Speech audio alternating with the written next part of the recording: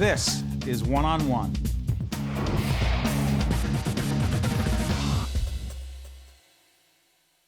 We promised that Jane would be joined by her colleague, Billy Stritch, jazz-winning jazz artist, composer, performer. How good is this guy? The best. He's the best, right? Nobody better. You don't want to disagree, do you? Who am I to disagree, right? It's the How good is truth. she? Oh, and she really is the best. No, you have to say that now. Well, I do, but it's the truth. And though. you've worked with all kinds of people. I have worked with all kinds of people. I have worked with every kind you could think of. No, I've been fortunate to work with lots of great artists, yeah. And by the way, as we do this, our taping in the fall of 2015, you guys finished up here at Birdland doing A show called Hollywoodland with our friend Jim Caruso, which is a tribute to great movie musicals, done in a bit of a jazz style. And as we finish this up, you're heading out to... We're going to Las Vegas to do it at the lovely Smith Center in Las Vegas. It's all good stuff. It's good. When did you know that music would be your professional life? I was young too, like Jane. I was probably about 5 years old. You know, I just sort of gravitated to the piano and started picking out melodies by ear, and I would hear things on TV shows and tape them on my little cassette player and run to the living room and learn them and pick them out by ear, you know? So I was doing that at a really young age. You know, it's all I've ever done. I never babysat either. So there you go. See? Yeah, that's it. Biggest influences. Well, when I was that age, still, I would say the piano influences, Bill Evans, Oscar Peterson, George Shearing, absolutely my favorite. Andre Previn, another one.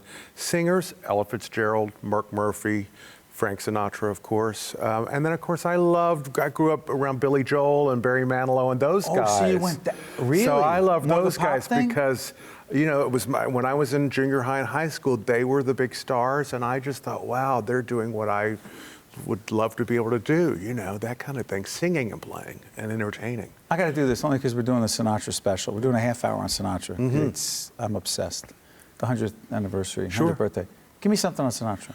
I met Frank Sinatra several times. You did? I did. Look, what, you didn't know that? I didn't know You that. did not know that. I met Frank Where, Sinatra. when, how? Was Jilly Rizzo there? I'm sorry. I never met Jilly, no, but I met Frank and Barbara. Frank and Barbara, go ahead. I have worked with Liza Minnelli for 25 years, and early on in our collaboration, we were working out in Palm Springs, and we had run into Barbara Sinatra, and Liza said, we're going to be out there at the McCallum for 4 nights, and she said, well, you'll stay with us. And Liza was like, sure. So we stayed at the compound on Frank Sinatra Drive in Palm Springs and stayed there for 5 days. This wonderful compound with the pool in the back and all these guest houses. The guest houses were the hippest thing because each one had a welcome mat, and one of them was All the Way, and one was High Hopes, and one was The Tender Trap. It was all these names of songs, you know, and it was incredible. And then several dinner parties that he was at, and of course met him backstage at Radio City a few times. Totally gracious, and the bluest eyes you have ever seen. I swear to God, just standing there, it was like, wow, that's true. He has blue eyes. Look at her mouth. I'm freaking out. You never heard this? You never told me this. Well, see, now you're learning on TV. See, okay, so real quick. That's Sinatra. When did you meet her? I met Jane A few years ago. 4 or 5 years ago, probably at Birdland, of course, where we both work. Yeah, but I mean, I've been a fan of Jane since she really hit the scene. So, you know, I figured it was a matter of time before we met. But yeah, we met a few years ago and we became fast friends, and she and her husband are some of my best friends. What is it about her and then the two of you together that makes musical magic? About her? You're asking me about her? Well, she's got a wonderful taste. I mean, she loves the standards like I love the standards. She loves the lyric. You know, that's what I've always loved, is singers who really can make me feel something with the lyric. And to be able to take an old standard that you've heard 100 times and make you feel it in a new way, that's a gift that Jane has. And that's what I think is so great about her as a performer. And when you get together over there in just a few moments, what are you going to be doing? Oh, we're going to play a Gershwin tune that we both love, that everyone loves. Someone to Watch Over Me. It's a classic. And, you know, I mean, in my opinion, it's always a good time for Gershwin. You know, it's suitable always. It always feels right. How does it never get old? I don't know, something of it. Well, the melodies are timeless, and Ira Gershwin's lyrics certainly are too. You know, I've said this to people. I grew up listening to Gershwin. When I was 10 years old, my grandmother gave me the George Gershwin songbook, and I learned all those songs at a young age. But as you get older and go through some life experience, those lyrics start to mean more and more to you. Mm-hmm. You know, love songs when you're young. It's like, oh, it's kind of sentimental. Oh, it's so genius when you get. I mean, they just take on deeper and deeper meaning. So That's true. Yeah. Well, thank you for joining us. Thank you. You ready to make some music? Let's do a song. Let's do it.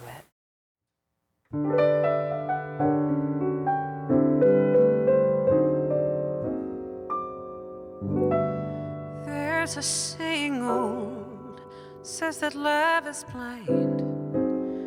Still we're often told, seek and ye shall find. So I'm gonna seek a certain light I have in mind. Searching everywhere, I haven't found him yet. He's a big affair I cannot forget. Only boy I ever think of with regret. I'd like to add his initial to my monogram. Tell me, where is the shepherd for this lost lamb?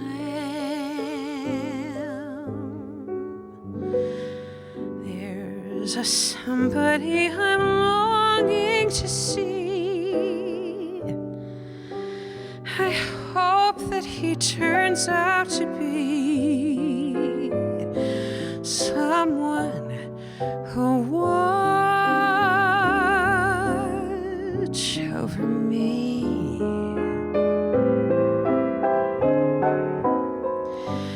I'm a little lamb who's lost in the wood. I know I could always be good to one who'll watch over me.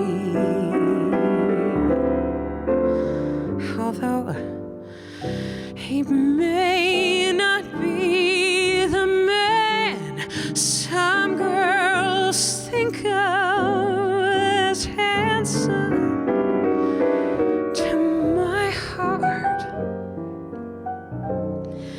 he carries the key, the key.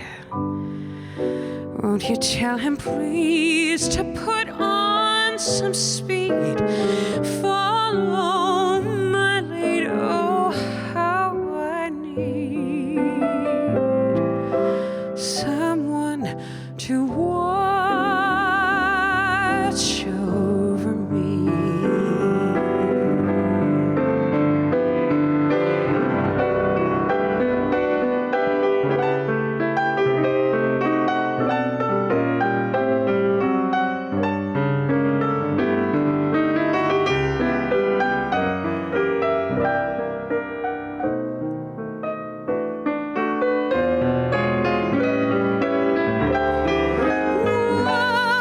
Would you tell him please to put on some speed?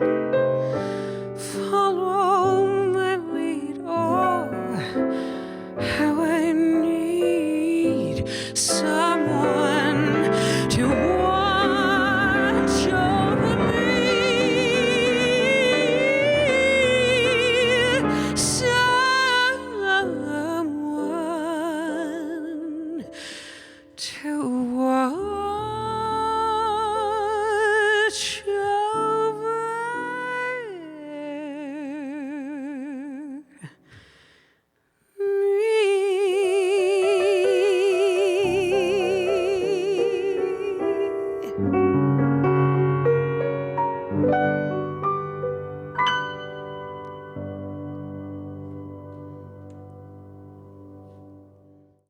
One-on-One with Steve Adubato at NJ PAC has been a production of the Caucus Educational Corporation, celebrating over 25 years of broadcast excellence, and by the New Jersey Performing Arts Center, in cooperation with NJTV, and 13 for WNET.